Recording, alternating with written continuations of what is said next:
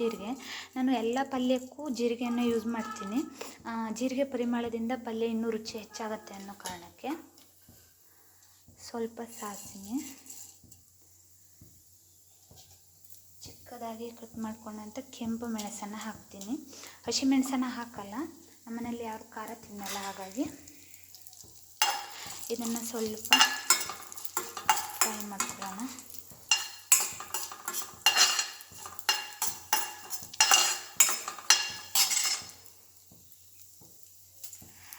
ಸಾಸಿವೆ ಸಿಡಿಯೋಕ್ಕೆ ಸ್ಟಾರ್ಟ್ ಆದ ನಂತರ ಮತ್ತೊಂದು ಸ್ಪೂನ್ ಎಣ್ಣೆ ಹಾಕ್ಕೋತೀನಿ. ಯಾಕೆ ಅಂದರೆ ಟೊಮೆಟೊನ ಹುರ್ಕೋಬೇಕು, ಹಾಗಾಗಿ.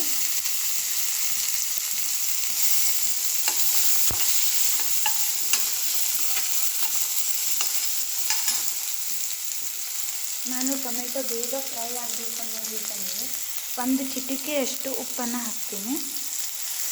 ಅದು ಟೊಮೆಟೊ ಬೇಗ ಬೇಯುತ್ತೆ.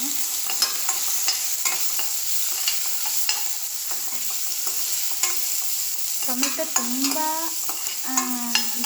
ಬೇಯಬೇಕು ಅಂತ ಇಲ್ಲ, ತುಂಬ ಬೆಂದರೆ ನಮಗೆ ಬಾಯಿಗೆ ಸಿಗಲ್ಲ, ಹಾಗಾಗಿ ಸ್ವಲ್ಪ ಫ್ರೈ ಮಾಡ್ಕೊಳ್ಳೋಣ. ನೋಡಿ, ಫ್ರೈ ಆಗ್ತಾಯಿದೆ. ಇದು ಇಷ್ಟ ಆದ ನಂತರ ಕಟ್ ಮಾಡ್ಕೊಂಡಿರೋ ಉಳ್ಳಾಗಡ್ಡೆ ಹಾಕ್ತಾಯಿದ್ದೀನಿ.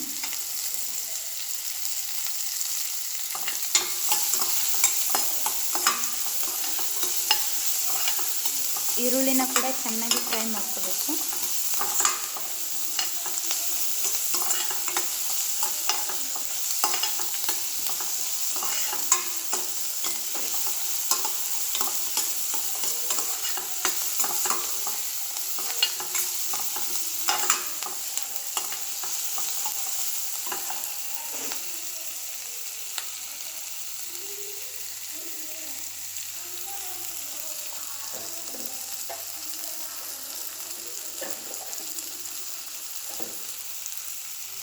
ಈಗ 1 ಚಿಟಿಕೆ ಚಮಚದಷ್ಟು ಅರಿಶಿಣನ ಹಾಕ್ತಾಯಿದ್ದೀನಿ.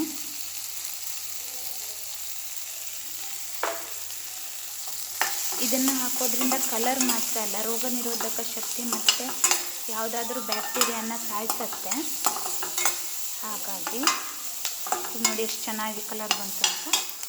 ಈಗ ಹೀರೆಕಾಯಿ ಕಟ್ ಮಾಡ್ಕೊಂಡಿರೋ ಹೋಳುಗಳನ್ನು ಹಾಕಿ ಇದರ ಜೊತೆ ಮಿಕ್ಸ್ ಮಾಡ್ತೀನಿ.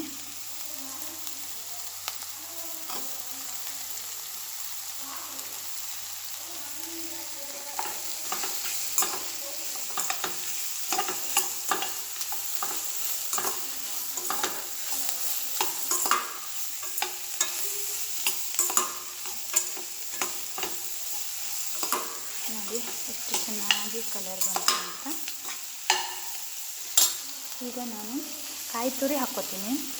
ಎಲ್ಲರೂ ಕಾಯಿ ತುರಿ ಹಾಕ್ಕೊಳ್ಳಲ್ಲ, ಆದರೆ ನಾನು ಯಾಕೆ ಹಾಕ್ತೀನಿ ಅಂದರೆ ತುಂಬ ಟೇಸ್ಟ್ ಕೊಡುತ್ತೆ, ಆರೋಗ್ಯಕ್ಕೂ ತುಂಬ ಒಳ್ಳೆಯದು ಅನ್ನೋ ಕಾರಣಕ್ಕೆ. ತುಂಬಾ ರುಚಿ ಕೊಡುತ್ತೆ. ಟೊಮೆಟೊ ಹಾಕಿದ್ದೀನಿ ಅಂತ ಕೆಲವಷ್ಟು ಜನ ಕಾಯಿ ತುರಿ ಹಾಕಲ್ಲ, ಆದರೆ ನಾನು ಹಾಕ್ತೀನಿ, ತುಂಬಾ ರುಚಿ ಕೊಡುತ್ತೆ. ಈಗ ನಾನು ಇದಕ್ಕೆ ರುಚಿಗೆ ತಕ್ಕಷ್ಟು ಉಪ್ಪನ್ನು ಹಾಕ್ತೀನಿ.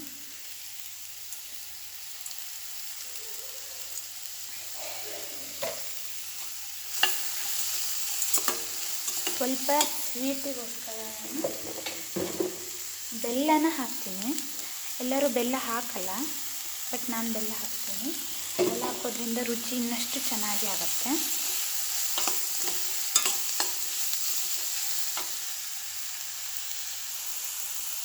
ಈಗ ಇದಕ್ಕೆ 1 ಕಪ್ನಷ್ಟು ನೀರನ್ನು ಹಾಕ್ತೀನಿ.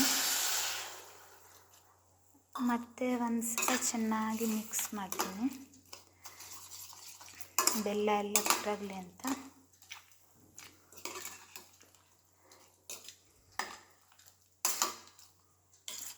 ಬೆಲ್ಲ ಹಾಕೋದ್ರಿಂದ ರಕ್ತ ಶುದ್ಧಿ ಆಗುತ್ತೆ ಮತ್ತು ಪಲ್ಯಕ್ಕೆ ತುಂಬ ಟೇಸ್ಟ್ ಕೂಡ ಕೊಡುತ್ತೆ. ಸಕ್ಕರೆಗಿಂತನೂ ಬೆಲ್ಲ ಹಾಕೋದ್ರಿಂದ ನಮ್ಮ ಆರೋಗ್ಯ ತುಂಬಾ ಚೆನ್ನಾಗಿರುತ್ತೆ. ನೋಡಿ,